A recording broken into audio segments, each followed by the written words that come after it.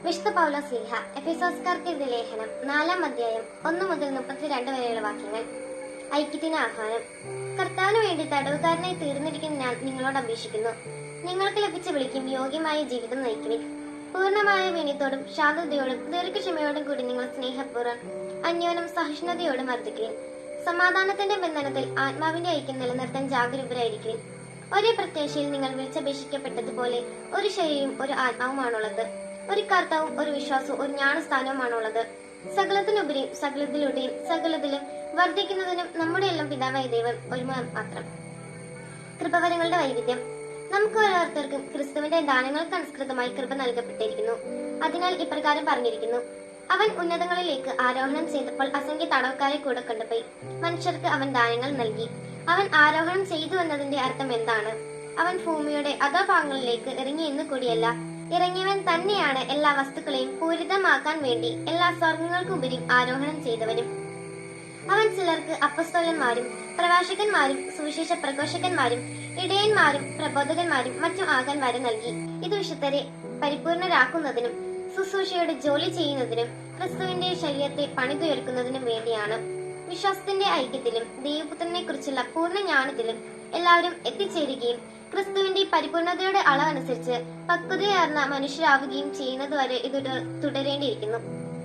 നാം ഇനിമേൽ തെറ്റിന്റെ വഞ്ചനയിൽ പെടുത്താൻ മനുഷ്യർ കൗശലം പൂർവ്വം നൽകുന്ന വക്രതയാർന്ന ഉപദേശങ്ങളും കാറ്റിൽ ആടിയൊലുകയും തൂത്തെറിയപ്പെടുകയും ചെയ്യുന്ന ശിശുക്കളാകരുത്. പ്രത്യേക സ്നേഹത്തിന്റെ സത്യം പറഞ്ഞുകൊണ്ട് ശിരസായ ക്രിസ്തുവിലേക്ക് എല്ലാവിധത്തിലും നാം വളരേണ്ടിയിരിക്കുന്നു. അവൻ വഴി ശരീരം മുഴുവൻ ഓരോ സന്ധിബന്ധവും അതതിന്റെ ജോലി നിർവഹിക്കത്ത വിധം സമന്വയിക്കപ്പെട്ട് വളരുകയും സ്നേഹത്തിൽ രൂപം പെടുകയും ചെയ്യുന്നു. ക്രിസ്തുവിൽ നവജീവിതം. കർത്താവിൽ ഞാൻ നിങ്ങളോട് ഉറപ്പിച്ച് പറയുകയും സാക്ഷ്യപ്പെടുകയും ചെയ്യുന്നു: നിങ്ങൾ ഇനിയൊരിക്കലും ഭക്തചിന്തയിൽ കഴിയുന്ന വിജാതേരെ പോലെ ജീവിക്കരുത്. ഹൃദയകാഠിന്യ നിമിത്തം അന്യത ബാധിച്ച അവർ ബുദ്ധിയിൽ അന്ധകാരം നിറഞ്ഞ ദൈവത്തിന്റെ ജീവനിൽ നിന്ന് അകറ്റപ്പെട്ടിരിക്കുന്നു. അവൻ മനസ്സ് മരിച്ച് ഭോഗാസക്തിക്ക് തങ്ങളെ തന്നെ സമർപ്പിച്ചു. എല്ലാത്തരം അശുദ്ധിയിലും ആവേശത്തോടെ മുഴുകി. പക്ഷേ ഇതെല്ലാം നിങ്ങൾ ക്രിസ്തുവിൽ നിന്ന് പഠിച്ചത്. നിങ്ങൾ യേശുവിനെ കുറിച്ച് കേൾക്കുകയും സത്യം തന്നിലായിരിക്കുന്നത് പോലെ തന്നെ അവൻ നിങ്ങളെ പഠിപ്പിക്കുകയും ചെയ്തിട്ടുണ്ടല്ലോ. നിങ്ങളുടെ പഴയ ജീവിത രീതിയിൽ നിന്നും രൂപം കൊണ്ട വഞ്ചന നിറഞ്ഞ ആസക്തികളാൽ കലുഷിതനായ പഴയ മനുഷ്യനെ ദൂരെ എറിവിൻ. നിങ്ങൾ മനസ്സിന്റെ ചൈതന്യത്തിൽ നവീകരിക്കപ്പെട്ട യഥാർത്ഥമായ വിശുദ്ധിയിലും നീതിയിലും ദൈവത്തിന്റെ സാദൃശ്യത്തിൽ സൃഷ്ടിക്കപ്പെട്ട പുതിയ മനുഷ്യൻ നിങ്ങൾ ധരിക്കുവിൻ. വർജിക്കേണ്ട തിന്മകൾ. അതിനാൽ വ്യാജം വെടിഞ്ഞ് എല്ലാവരും തങ്ങളുടെ അയൽക്കാരോട് സത്യം സംസാരിക്കണം. കാരണം നാം ഒരേ ശരീരത്തിന്റെ അവയവങ്ങളാണ്. കോപിക്കാം, എന്നാൽ പാപം ചെയ്യരുത്. നിങ്ങളുടെ കോപം സൂര്യൻ അസ്തമിക്കുന്നതുവരെ നീണ്ടു പോകാതിരിക്കട്ടെ. സാത്താന് നിങ്ങൾ അവസരം കൊടുക്കരുത്. മോഷ്ടാവ് ഇനിമേൽ മോഷ്ടിക്കരുത്. അവൻ ഇല്ലാത്തവരുമായി പങ്കുവയ്ക്കാൻ എന്തെങ്കിലും സമ്പാദിക്കുന്നതിനു വേണ്ടി സ്വന്തം കൈകൾ കൊണ്ട് മാന്യമായി ജോലി ചെയ്യട്ടെ. നിങ്ങളുടെ അധരങ്ങളിൽ നിന്ന് തിന്മകളുടെ വാക്കുകൾ പുറപ്പെടാതിരിക്കട്ടെ. കേൾവിക്കാർക്ക് ആത്മചൈതന്യം പ്രദാനം ചെയ്യുന്നതിനായി അവരുടെ ഉന്നതിക്കുതകം വിധം എല്ലാ കാര്യങ്ങളും സന്ദർഭം അനുസരിച്ച് സംസാരിക്കുവിൻ. രക്ഷയുടെ ദിനത്തിനു വേണ്ടി നിങ്ങൾ മുദ്രിതരാക്കിയ ദൈവത്തിന്റെ പരിശുദ്ധാത്മാവിനെ വേദനിപ്പിക്കരുത്. സകല വിദ്വേഷവും ക്ഷോഭവും ക്രോധവും അട്ടഹാസവും ഭൂഷണവും എല്ലാ തിന്മകളോടും കൂടി നിങ്ങൾ ഉപേക്ഷിക്കുവിൻ. ദൈവം ക്രിസ്തു വഴി നിങ്ങളോട് ക്ഷമിച്ചതുപോലെ നിങ്ങൾ പരസ്പരം ക്ഷമിച്ചും കരുണ കാണിച്ചും ഹൃദയാർത്ഥതയോടെ പെരുമാറുവിൻ. വിശുദ്ധ പൗലോസ്ലീഹ എഫെസോസ്കാർക്ക് എഴുതുന്ന 4-ാം അധ്യായത്തിലെ ചോദ്യോത്തരങ്ങൾ. 1-ാം ചോദ്യം: എഫെസോസ് 4-ാം അധ്യായത്തിന്റെ 1-ാമത്തെ ശീർഷകം എന്ത്?